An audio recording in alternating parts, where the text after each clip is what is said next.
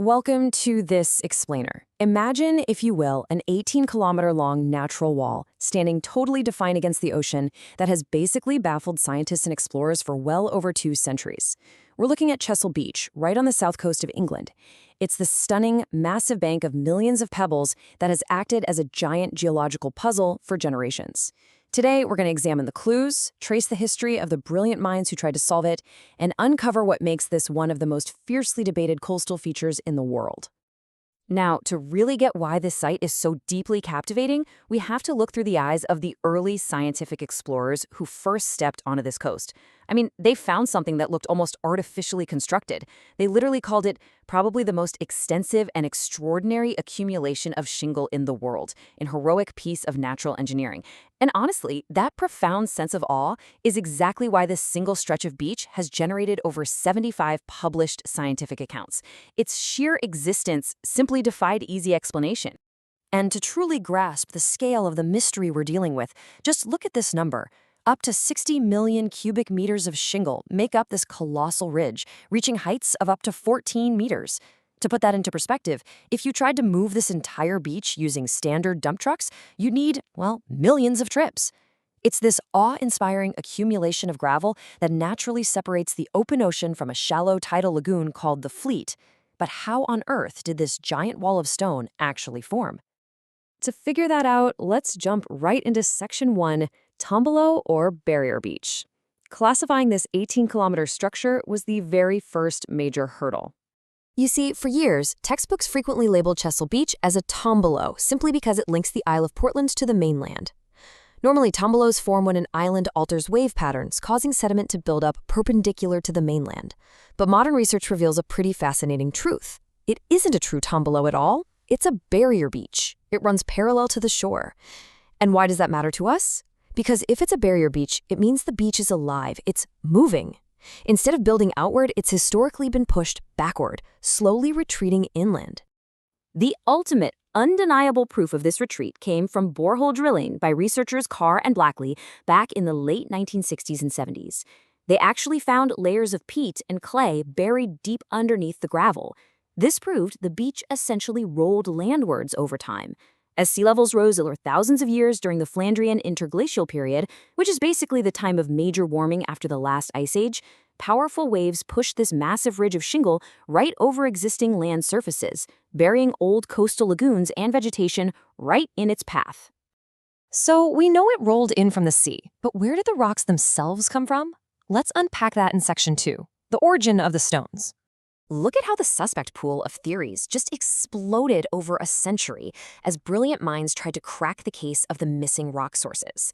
In 1830, Henry de Labège suggested the stones just drifted along the coast from the west. Then Joseph Prestwich, in 1875, argued they actually came from the southeast. By 1919, Pryor suggested ancient river gravels out in the bay. Looking back, the history of trying to understand this beach is basically a history of changing scientific paradigms, with every single generation absolutely convinced they had finally nailed the answer. We can really see the friction between these competing mental models. De Labèche's concept of eastward littoral drift argued for a very logical, wave-driven coastal drifting of sediment from the cliffs in Devon. But later scientists like Bond in 1951 envisioned something much grander. Think about how wild this is. They imagined a massive, prehistoric ancient river, an extension of the Exe and Tang rivers, flowing up to 10 kilometers offshore from the present-day coast, just dumping vast amounts of gravel into a prehistoric bay before sea levels rose.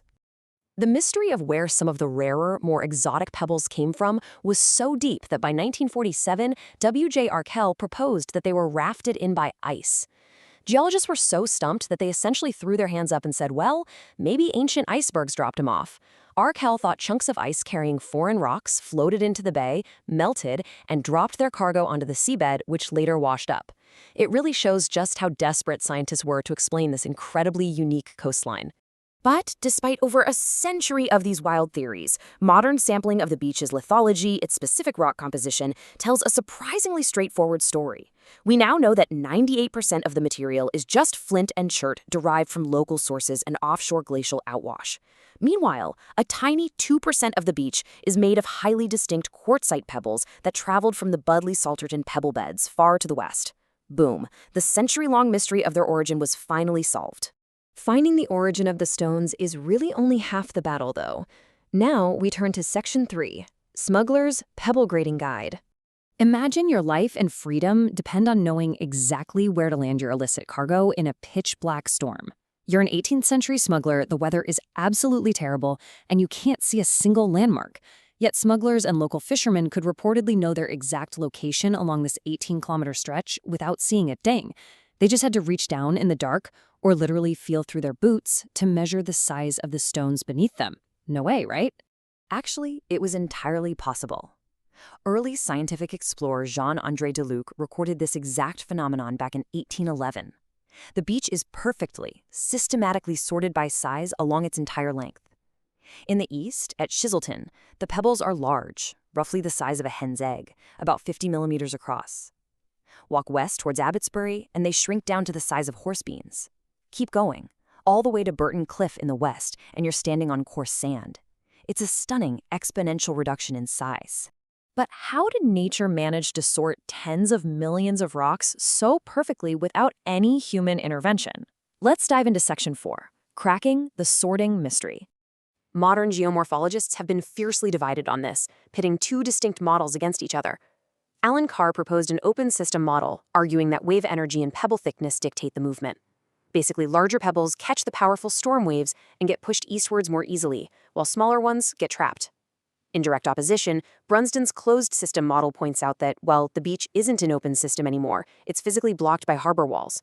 He argues the sorting isn't a continuous drift, but a complex, episodic spiral. Brunston's closed system model asks us to imagine this chaotic but honestly beautiful process.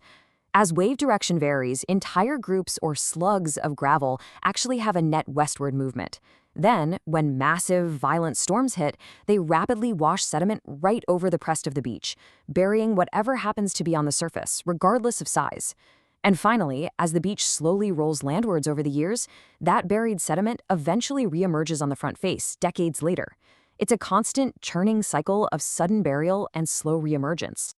And that dynamic churning brings us to our final part, Section 5, a dynamic, unfinished puzzle. Because to truly understand this shifting landscape today, we have to look at how we've tampered with it. Chesil Beach is currently starving. In the 1860s, constructing the West Bay piers halted the natural supply of sediment from the west. Then, between the 30s and 70s, humans commercially removed over 1 million tons of gravel. Even more tragically ironic, between 1944 and 1972, targeted pebble picking removed thousands of tons of very specific sizes. Nature took millennia to perfectly sort these pebbles, and humans came along and physically distorted that natural grading pattern, practically ruining the ultimate smuggler's map that Deluc so carefully recorded. So I leave you with this final thought. Chesil Beach is a 7,000-year-old monument built by rising seas, ancient rivers, and thousands of years of perfectly balanced storm waves. But now that we've altered the ancient forces that built this masterpiece, cutting off its sediment supply and mining its stones, will Chesil Beach survive the next century, or will the very waves that built it eventually tear it apart? It's a massive, beautiful puzzle, and we are watching the final pieces move in real time.